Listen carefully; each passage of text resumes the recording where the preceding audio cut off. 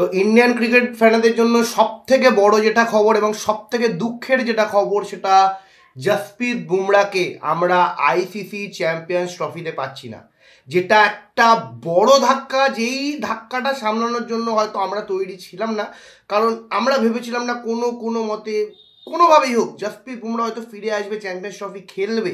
But Jasprit Bumrah না থাকাটা, সেইটা কিন্তু ইন্ডিয়ার জন্য একটা বড় ধাক্কা, এবং এই ধাক্কাটা সামলে চ্যাম্পিয়ন্স ট্রফি জেতাটা কিন্তু তুলনামূলক একটু কঠিন হয়ে গেল। তার কারণ আমি বলি যে জসপ্রীত বুমরা যদি আইসিসি ইভেন্টে পারফরমেন্স দেখেন, 50 ওভারের কথা বলছি, টি-20 তো ছেড়ে দিন, আমি শুধু 50 ওভারের কথা বলছি। 17 মানে 2017 চ্যাম্পিয়ন্স ট্রফি, 19-এর ওয়ার্ল্ড কাপ এবং 23-এর ওয়ার্ল্ড কাপ যদি আপনারা দেখেন, তাহলে বুমরা 25টা টোটাল ইনিংস খেলেছে। তার মধ্যে তার ইকোনমি যদি দেখেন তাহলে 4.08, এবং তার যদি উইকেট দেখেন 25 ম্যাচে 42টা উইকেট। এখানে চমকাচ্ছেন। যদি আরেকটা যদি আমি আপনাদের স্ট্যাটস বলি, তাহলে এই 25টা ইনিংসে বুমরা বল করেছে 218 ওভার, এবং 218 ওভারে কটা ছয় খেয়েছে জানেন? মাত্র 8টা ছয় খেয়েছে। মানে এক একটা বোলার তুলনায় একটা ম্যাচই 8টা ছয় খেয়ে ফেলে সেরকম দেখতে গেলে, এবং এক একটা বোলার হয়তো 2-3টে ম্যাচই প্রায় এরকম জায়গায় খেয়ে ফেলে। সেখানে 218 ওভার বল করে জসপ্রীত বুমরা মাত্র 8টা ছয় 92টা চার খেয়েছে, যেটা বোঝায় যে বুমরা কত বড় মাপের বোলার।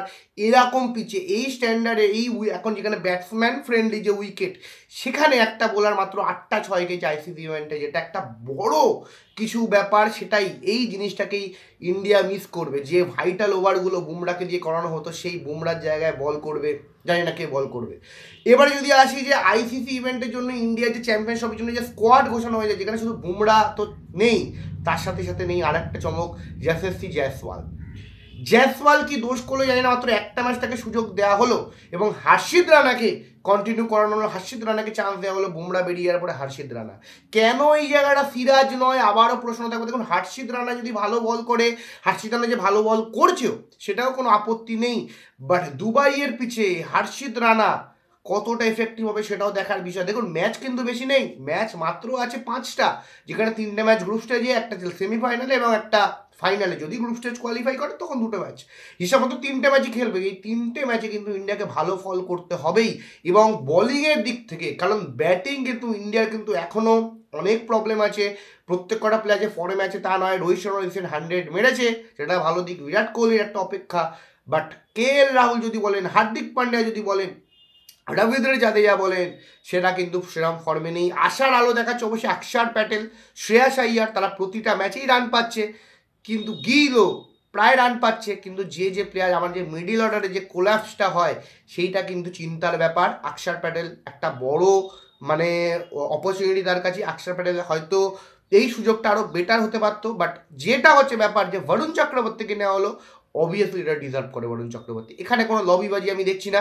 বরুণ চক্রবর্তী যেভাবে বল করেছে, যখনই বিপদে পড়েছে ইন্ডিয়া, বুমরা একটা সময় ছিল, মানে এখনও আছে, মানে যেহেতু এই ম্যাচটা এই টুর্নামেন্টটা খেলছে না, বাট এই টুর্নামেন্টে কিন্তু বুমরার জায়গা নিয়েছে বরুণ চক্রবর্তী, সেটা টি-20 হোক ODI হোক। আপনারা যদি প্রত্যেকটা ম্যাচ দেখেন, ইংল্যান্ড যখনই ভালো শুরু করছে, উইকেটের দরকার পড়ছে, বরুণ চক্রবর্তীকে বল দিয়েছে, বরুণ চক্রবর্তী সেটা ডেলিভার করছে, যেটা কিন্তু অবভিয়াসলি একটা ভালো দিক বরুণ চক্রবর্তীকে নেওয়া।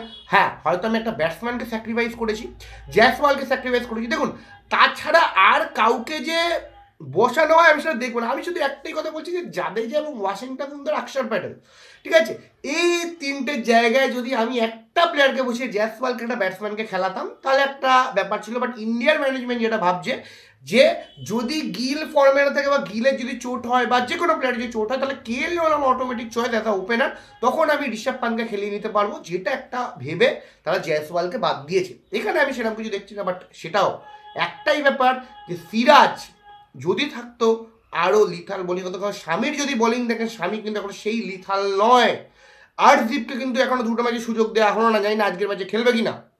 যদি খেলানো হয় তাহলে ভালো দিক, বাট প্রশ্নচিহ্ন থাকবে যতক্ষণ না প্রথম ম্যাচ হচ্ছে। ইন্ডিয়ার পারফরমেন্স দেখা যাচ্ছে, কিছু বলা যাচ্ছে না। তো আপনাদের কি মতামত অবশ্যই কমেন্ট বক্সে কমেন্ট করে জানাবেন। বুমরার চোটটা কিন্তু একটা বড় ফিডব্যাক হতে চলেছে, অবশ্যই আপনারা কমেন্ট বক্সে কমেন্ট করে জানান। ভালো লাগলে অবশ্যই লাইক শেয়ার সাবস্ক্রাইব করতে ভুলবেন না। ধন্যবাদ।